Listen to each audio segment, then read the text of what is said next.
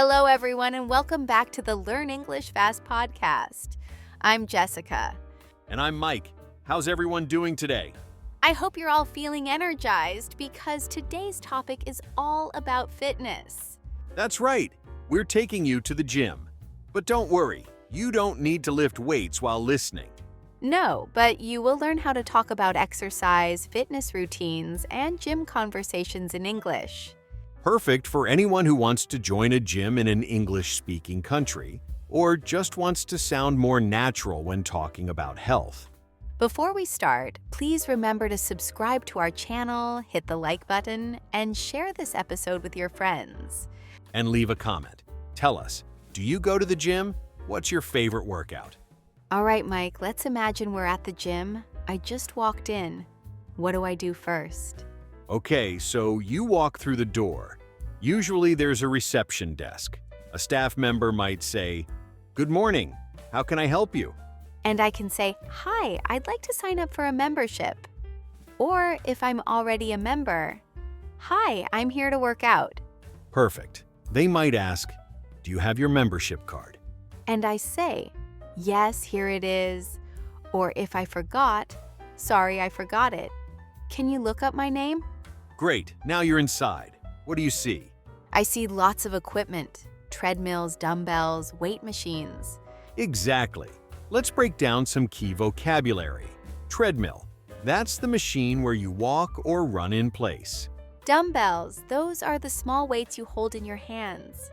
Weight machines. Equipment designed to work specific muscles, like your arms or legs. And don't forget the exercise mat. That's the soft mat you use for stretching or floor exercises.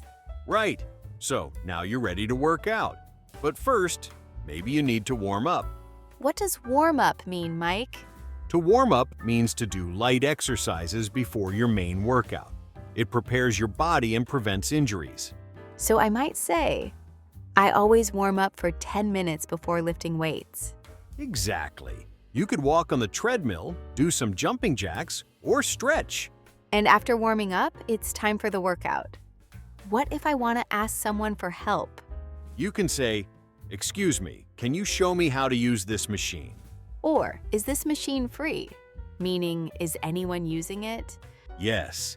And if someone is using it, they might say, "Sorry, I'm using it right now, but I'll be done in 5 minutes." Polite and clear, I like it. Now, let's talk about types of workouts. Jessica, do you prefer cardio or strength training? I love cardio. That's exercise that gets your heart rate up, like running, cycling, or swimming. I prefer strength training. That's when you lift weights to build muscle. Some people also love yoga or Pilates. Those are great for flexibility and core strength. And don't forget group classes like spinning, Zumba, or aerobics. So many options. Now, what if I'm tired during my workout? If you're tired, you can say, "I need to take a break," or "I'm gonna rest for a minute."